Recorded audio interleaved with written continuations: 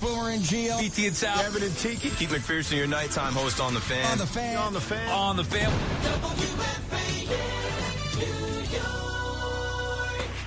It's WFAN Daily, hosted by Pete Hoffman. Welcome to another episode of WFAN Daily with your host, Pete Hoffman. And listen, it's Halloween week. So, you know I love horror movies. You know I like to do this podcast called Gore Buddies with Anthony Gallo. I had an opportunity to interview a special guest who has a book out right now, The Monsters We Make, Murder, Obsession, and the Rise of Criminal Profiling, Rachel Corbett.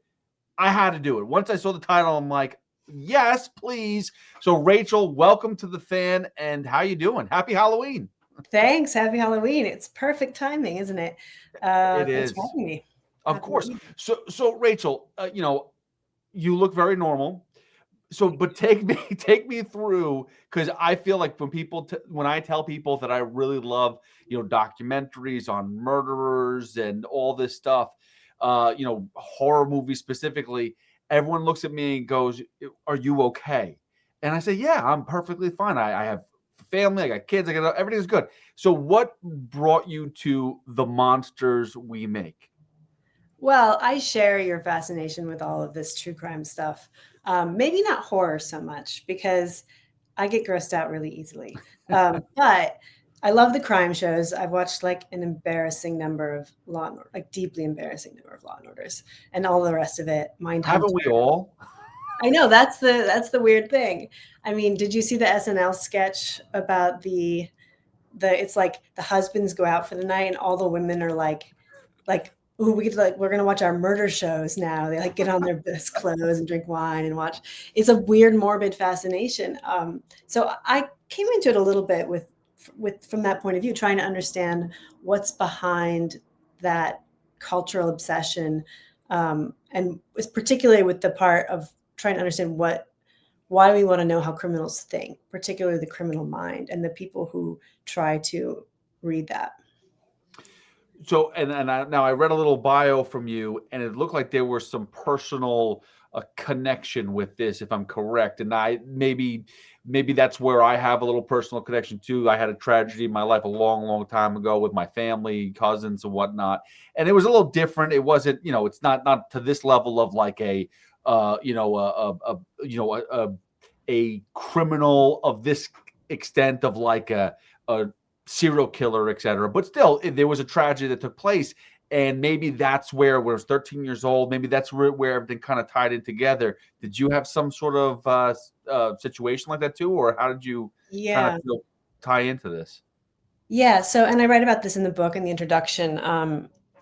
When I was a child, the man that my mother was seeing for several years after she and my father divorced, when she and this man split up, he murdered his next girlfriend and then himself.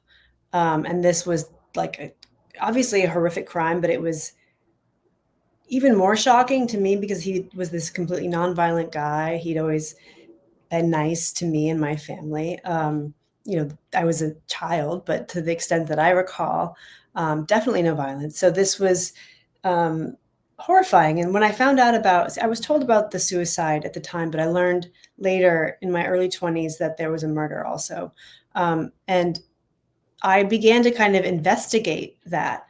I was a criminal profiler. It was weird because we knew who the murderer was, obviously, but I didn't feel like I knew who he was. I thought, well, that's not the Scott Johnson I knew.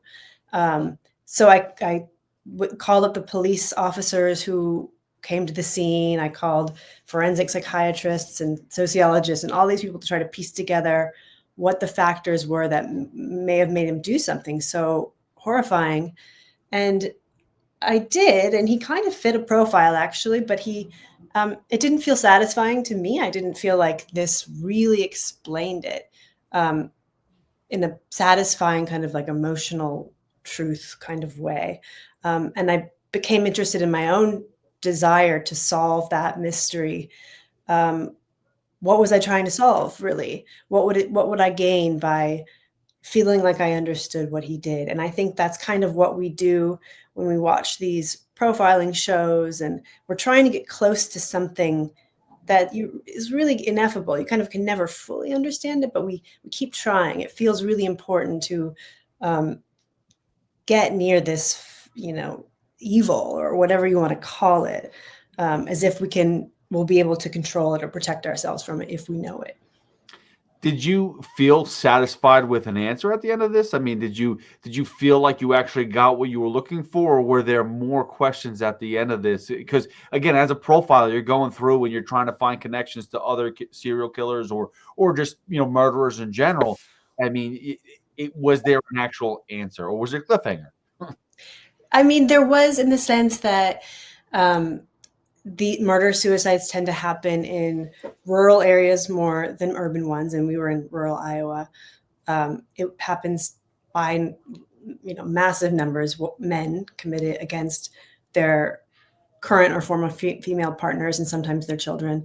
It often follows the loss of a job, which was true in this case. Scott had just been laid off.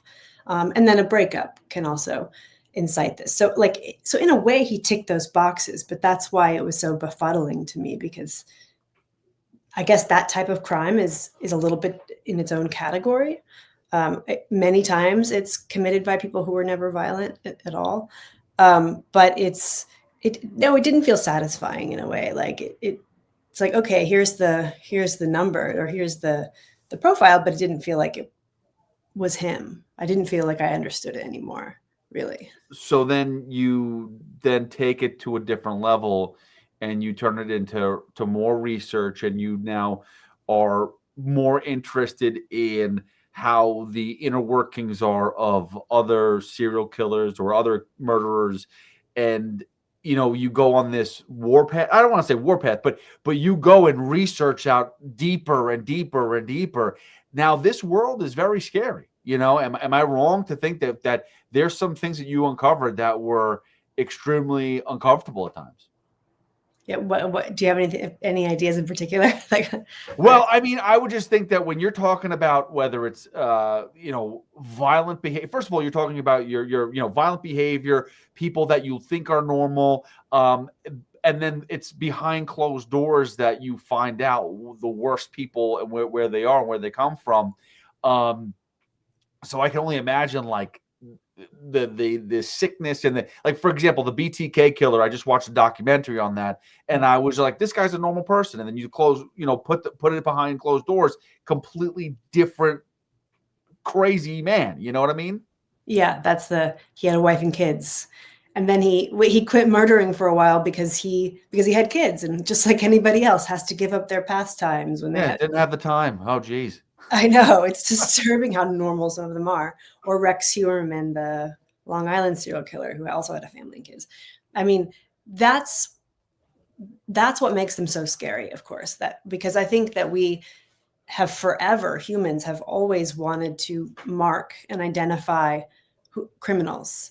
It's happened throughout history. In Victorian England, they used to say they could predict criminals based on the shape of their skull, or certain noses or jaw lines meant that you were more likely to be a criminal than others. And they would actually put people in prison for this to try to catch them before they committed a crime. So just these desperate, bizarre attempts to try to see who a killer is going to be. And that's why Ted Bundy or someone like BTK is so scary, because they blend in with us, and we can't stand that cognitive dissonance of not feeling like we can't see them. It's like a Jekyll Hyde situation. That's why that book and play was so terrifying, I think. Is that part of it though too? It's like safety or security for us. It's like we want to know who these people are so that we can avoid them, right? Like, oh, I know this person definitely profiles as a serial killer. I have to stay away from him. But you really don't know, do you? Yeah, we don't know. And I don't think we're getting better at it by watching these shows. There's not a lot of truth in them. But I don't even think it's about really knowing. It's just about feeling like we know. Like, that's good enough in a way for us, like just the fallacy. I mean, the problem is that when we think we know and we don't know, we get a lot further. We'll never know the truth. We'll never get there if we just, put blinders on. But yeah, I think it is, this is why women are especially the highest audiences for true crime, except for you. Because there's a feeling that, we can learn it, understand it, or, protect ourselves if we know it. Right. And so, the funny thing is, you say the women are more intrigued by this topic and profiling and whatnot. And then you have the ones that are obsessed with the actual serial killers themselves, and then try to create relationships. Now, I do know some men that think that they're friends with, for example, I know somebody that thinks he's friends with Son of Sam. So, yeah. So it's like, okay, that's normal. But why are there some people that feel like the need to almost like make these people celebrities? Yeah. Well, there's sort of two things in there. Like, one is the wanting to make contact with them, which is interesting, very interesting. Scary. And yeah, it's scary. I guess that's kind of like just a playing with fire thing. I don't know, just what would it feel like to talk to a serial killer? There's also like the women who marry them in prison, or, and get engaged. And I think that's also a similar kind of, maybe they think they can fix them, or maybe they think that they can get close to it and not, but they're safe because they're in prison. Like, there's just that intriguing proximity. That danger. Yeah, I know. And then the celebrity bit of it, I think it's, so in the book, I talk about some of the ways that profiling and serial killers have been used in media and law enforcement, kind of by the CIA, all these different authorities, exaggerate serial killers and they're very rare actually, but they advertise them, very publicly. They make shows out of them, and this has an effect of kind of, when you're scared, it happens everywhere. When you scare the public, they're more easily manipulated into doing things. So the FBI, for example, like Ted Bundy really put the FBI on the map, because before that they were really struggling. They had their funding cut. They weren't respected. No one cared about the FBI. So when Ted Bundy happened, they made a media blitz out of it. They said, oh, he's killing way more people than he was killing. Serial killers everywhere were killing thousands of more people than they actually were. And they said, we're the only ones who can catch Ted Bundy because we have these elite mind hunters, these profilers in the behavioral science unit, this brand new thing. And it worked because they were able to secure a lot more funding from Congress to expand the FBI to its jurisdiction. So, there's ways that serial killers have been used. Obviously it's very profitable in TV also. It's just, that's, it scares us. And so we're manipulable. We'll watch it, We're glued to it. Now, so it's funny. You mentioned something that, like, some people like the thrill, and people use certain things to, like, learn about Ted Bundy and whatnot. I want to know, are most of these serial killers, though, the ones that you researched in and whatnot, at the end of the day, do they admit what they do, or is it like still like a cliffhanger? Like, for example, I know the Menendez brothers, not serial killers, but they quote unquote killed their parents, but they're still fighting that they didn't do it. What is the percentage that people admit and take pride in what they did, which is even worse?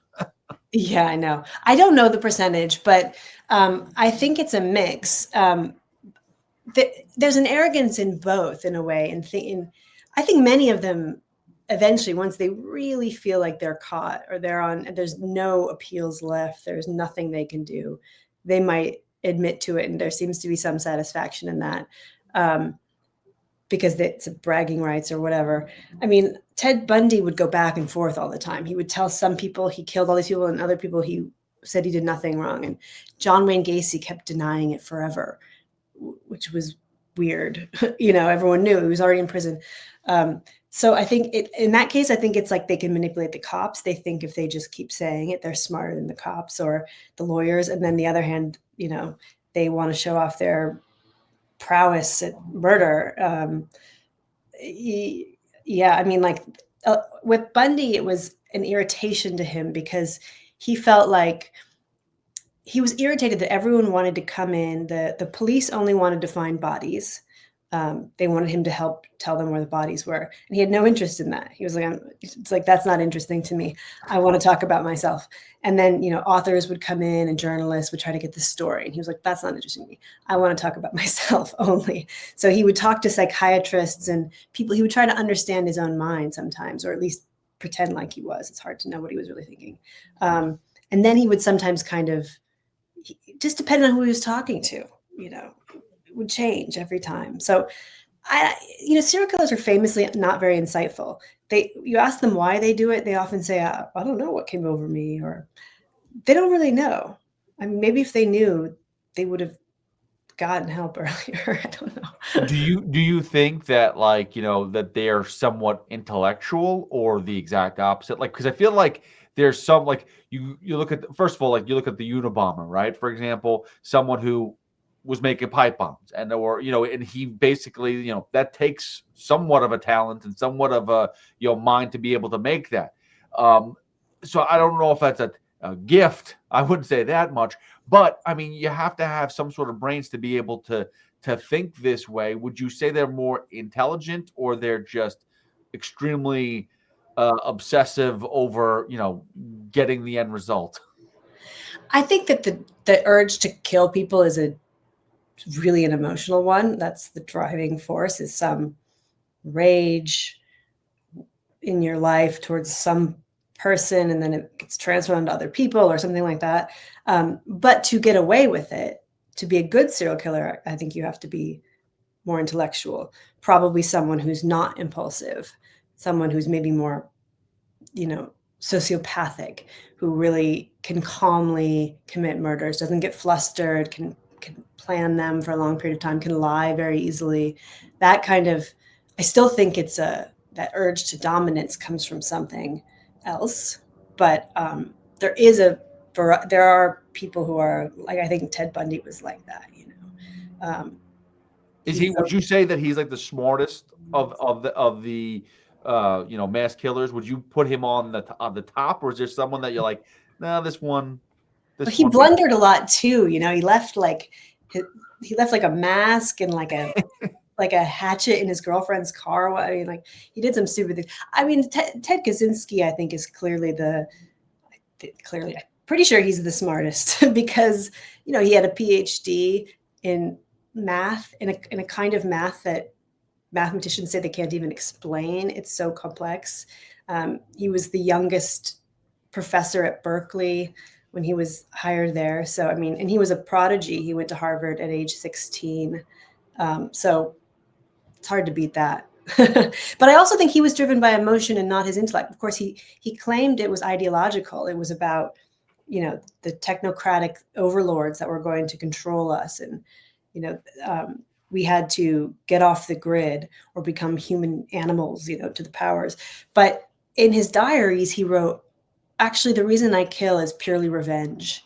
I just get satisfaction out of it. It makes me feel really good to kill people. And if it, in doing so, it helps change society's view of technology and government, then great. But that's not the reason. So you keep on going back to the emotional side of it. Then you're really not stuck on it, but you're really making the case that the emotional side of it is the reason why most of these serial killers go out there and do what they do. But doesn't it take a cold-blooded person to go out there and do that? And it's almost like non-emotion when you're doing that, when you're going out there, and whatever type of murderer they are, whether it's Ed Gaines, whether it's Kaczynski, whether it's Bundy, whomever it is, Dahmer, you name it, they're all different, but you would think that they have this coldness to them, no? Yeah, I mean, I see your point, and I'm not a psychiatrist, but I do think that just because you don't have empathy, or you don't, you're very cool, like you say, cold, I don't think that means that it's not still coming from an emotional place. I also think it's not just emotions. I think, we know it's a few factors that go into making a murderer. Childhood abuse or trauma is almost always involved. And that's where I guess I feel like that's where that would engender rage, and that would cause someone to maybe later want to kill more likely than someone who hadn't been abused in that way, for example. But we also know there's biological aspects to it. There can be cysts in the brain, the parts, where you control your impulses, or there can be, lesions. And if you got a head injury as a child being abused, for example, that might further. And they look at, some look at genetic factors. There's also mental disorders involved. So I think it's a combination of things that go into this. It's not just I guess I think when I say emotional, I don't just mean like an impulsive, like, ooh, I want to kill this guy right now because he pissed me off, but like that there's some deeper urge to dominate and control and subjugate and humiliate people. That's maybe coming because, who knows, you were once humiliated, subjugated, controlled as a child, or that like there's some sort of psychological component, I should say, maybe, than emotional. It's a better way. Rachel Corbett again, The Monsters We Make, Murder Obsession, and the Rise of Criminal Profiling. It seems to be more a man-dominated world with the serial killers, but there are some known females. Why is it so heavy male-dominated, or is it really both, and we just haven't found the women? They're just smarter than us. Well, they all. I mean, they're not. Women don't get caught as much. They don't kill people violently usually. They're fans of like poison, or they're often like nurses. You hear about the nurses who poison or overdose patients. That's some of the famous ones in history.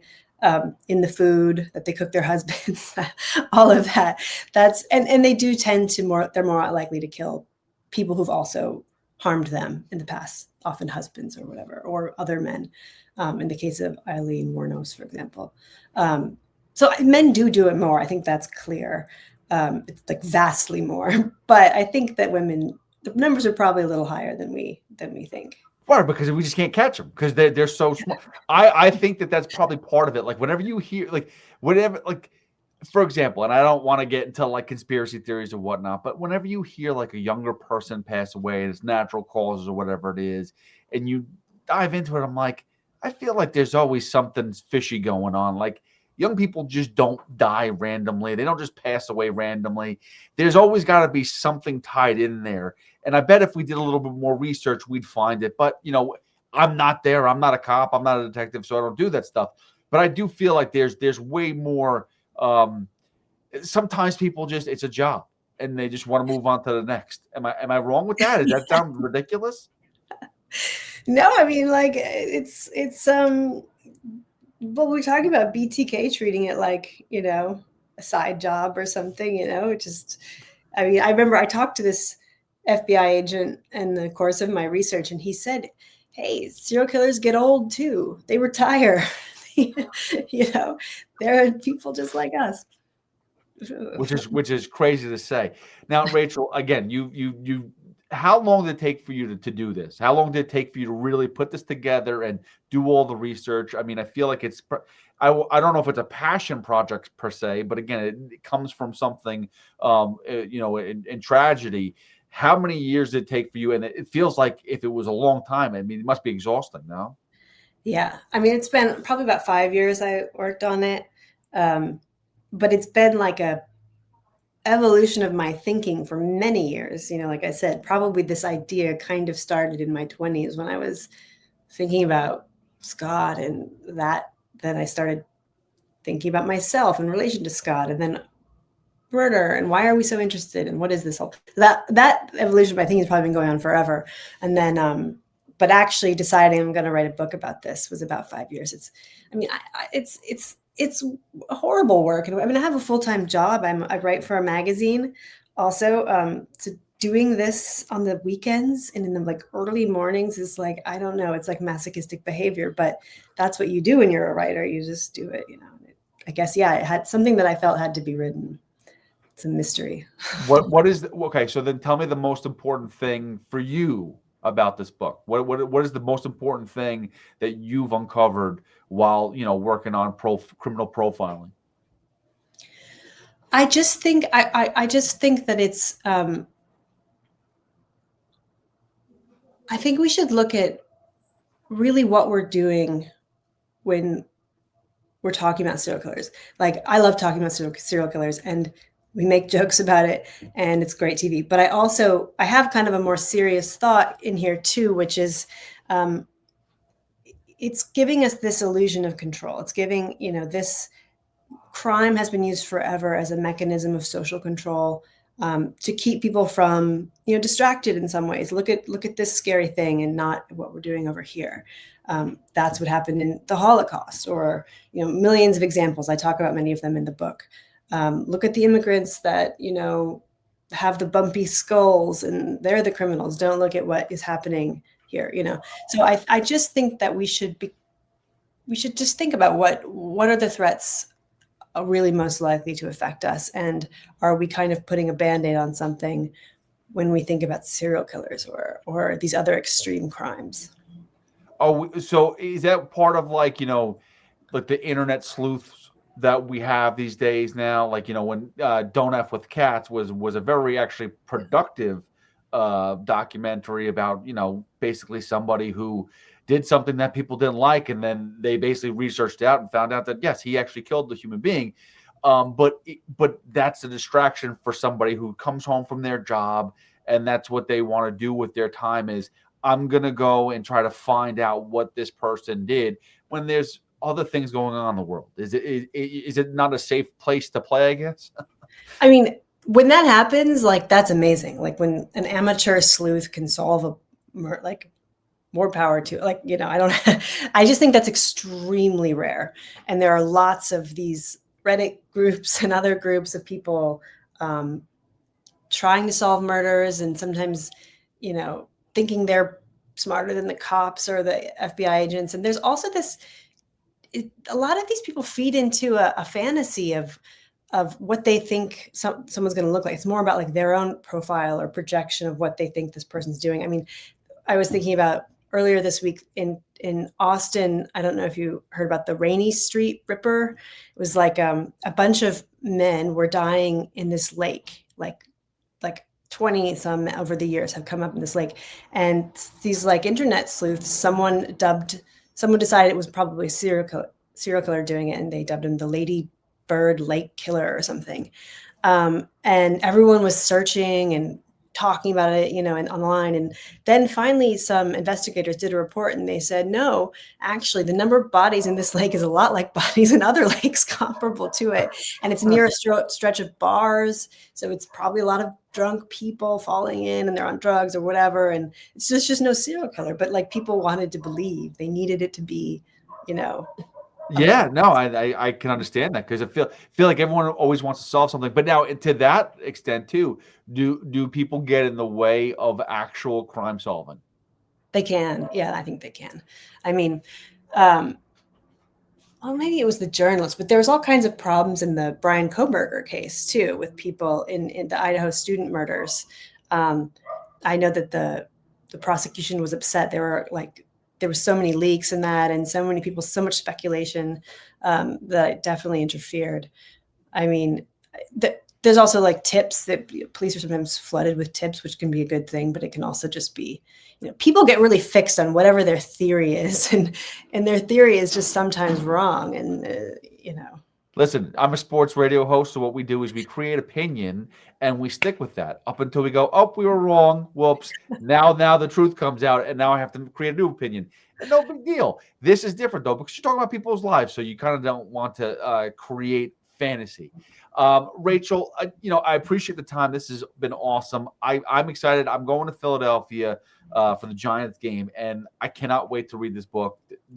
This has been something that when it hasn't been delivered yet, but I'm going to get it very soon. I have the PDF file, so I'm going to read the whole thing on that.